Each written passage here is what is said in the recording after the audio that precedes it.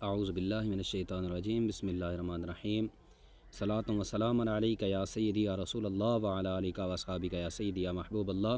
تو دوستو آج ہم پڑھ رہے ہیں اپنے فارسی قاعدہ کا مجموعی طور پر سبق نمبر 14، جبکہ اشعار کے بعد یہ فارسی قاعدہ کا سبق نمبر 1 شمار ہوگا۔ پہلے ہم فارسی قاعدہ کے اشعار پڑھ چکے ہیں اور اسے تشریح کے ساتھ ہم نے پڑھا ہے۔ تو اشعار میں افعال کے قواعد بیان کیے گئے ہیں، افعال کے بنانے کے طریقے بیان کیے گئے ہیں، اسماء کے بنانے کے طریقے بیان کیے گئے ہیں اور کچھ چیزوں کی تعریفات بھی بیان کی گئی تھیں، اور ایک سبق میں ہم نے فارسی کی مختصر سی اصطلاحات بھی پڑھی تھیں، جبکہ ان کے مفصل اصطلاحات ہم اپنے اگلے فارسی گرامر کی جو ہماری اگلی کتاب ہے مصدر فیوض، ہم اس میں پڑھیں گے۔ تو آج کا جو ہمارا یہ سبق ہے مجموعی طور پر سبق نمبر 14 بنتا ہے، لیکن فارسی قاعدہ کے اسباق کے لحاظ سے یہ سبق نمبر 1 بنتا ہے۔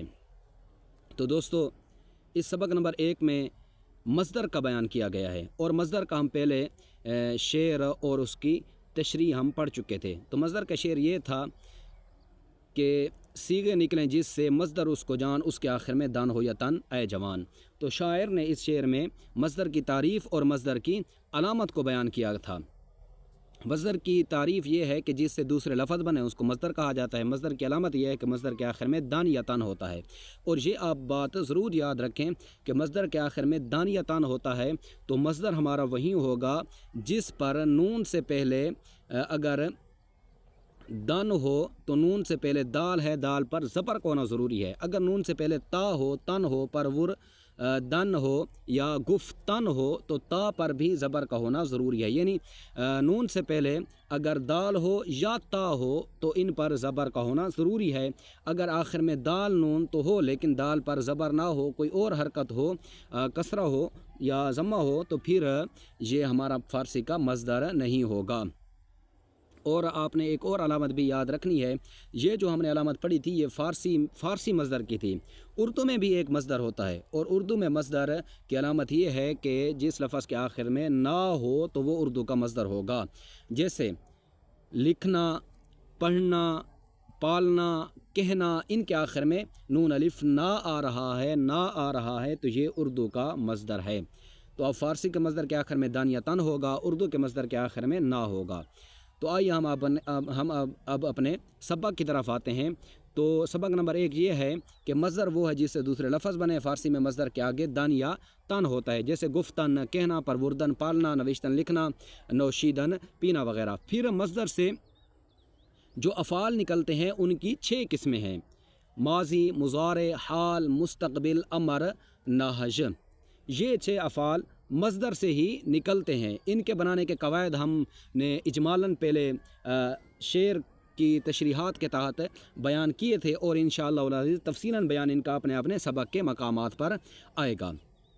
اور مصدر سے یہ 6 فعل نکلتے ہیں، پھر ان میں سے ہر ایک کے 6 صیغے ہوتے ہیں۔ ہر ایک فعل کے اپنے 6 صیغے ہوتے ہیں۔ 6 صیغے معروف کے ہوں گے، 6 صیغے مجہول کے ہوں گے، اور معروف اور مجہول کے بنانے کے قواعد بھی ہم ہر سبق کے اپنے اس سبق کے تحت پڑھیں گے۔ تو آج ہم ان آپ کو جو 6 صیغے، ہر ایک فعل کے 6 صیغے ہوتے ہیں، ان 6 صیغوں کے نام بتاتے ہیں کہ وہ 6 صیغے کون سے ہوتے ہیں۔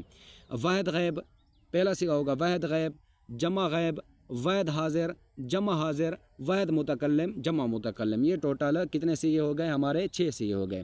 نمبر 1 واحد غائب، نمبر 2 جمع غائب، نمبر 3 واحد حاضر، نمبر 4 جمع حاضر، نمبر 5 واحد متکلم، نمبر 6 جمع متکلم۔ پھر ہمیں کیسے پتہ چلے گا کہ یہ جو فارسی کا صیغہ لفظ ہمارے سامنے آیا ہوا ہے یہ کون سا صیغہ ہے؟ یہ غائب کا ہے، یہ جمع کا ہے، یہ واحد حاضر کا ہے، یہ جمع حاضر کا ہے، یہ واحد متکلم کا ہے، یا جمع متکلم کا ہے؟ اگلا سوال یہ ہے، تو اس سوال کو بھی ہم ایک آسانی کے ساتھ حل کرتے ہیں۔ تو ان صیغوں کی علامات بھی ساتھ بیان کی گئی ہیں۔ فارسی میں ان صیغوں کی علامات یہ ہے، واحد غائب کے لیے تا یا دال ہوگی، واحد غائب کے آخر میں تا یا دال ہوگی، اور یہ علامات ساکن ہی ہوتی ہیں۔ تو واحد غائب کے آخر میں تا دال ہوگی، جمع غائب کے آخر میں نون دال ہوگی، واحد حاضر کے آخر میں یا ہوگی، جمع حاضر کی علامت یہ ہے کہ اس کے آخر میں یا دال ہوگی، واحد متکلم کی علامت میم ہے اور جمع متکلم کی علامت یا میم ہے، اور یہ علامات کے حروف ساکن ہوتے ہیں، دو ہوں خواہ ایک ہو، علامات کے حروف کیا ہوتے ہیں؟ علامات کے حروف ساکن ہوتے ہیں۔ اور اب یہ صیغوں کی فارسی علامات آ گئیں اور ان کی اردو علامات بھی ہم پڑھتے ہیں کہ آپ کو اردو میں بھی پتہ چلے کہ یہ کون سا صیغہ ہے۔ تو واحد غیب کی اردو میں علامت اس یا وہ ہے، جمع غیب کی علامت انو یا وہ، اور واحد حاضر کی اردو میں علامت ہے تو، جمع حاضر کی اردو میں علامت تم، واحد متکلم کی اردو میں علامت میں، جمع متکلم کی اردو میں علامت ہے ہم۔ اور یہ ہمارا سبق آج کا مکمل ہوا ہے، سبق نمبر 1 فارسی قاعدہ کا، یہ سبق نمبر 1 اشعار کے بعد ہے، اور مجموعی طور پر اب تک جو ہم نے فارسی قاعدہ کے اسباق پڑھے ہیں یہ مجموعی طور پر ہمارا سبق نمبر 14واں ہے۔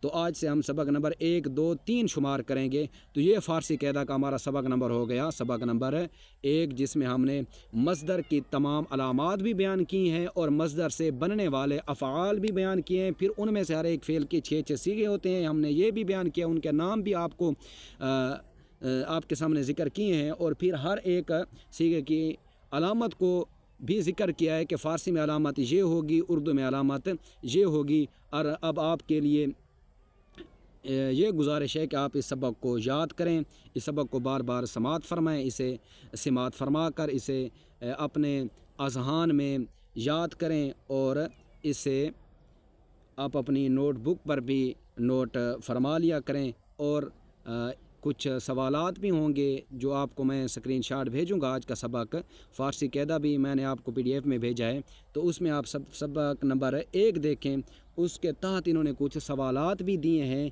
تو آپ سبق کو یاد کر کے پھر ان سوالات کو حل کریں۔ اگر وہ سوالات آپ سے حل ہو جاتے ہیں تو آپ سمجھ لیں کہ ہمارا سبق صحیح طرح سے یاد ہو گیا ہے۔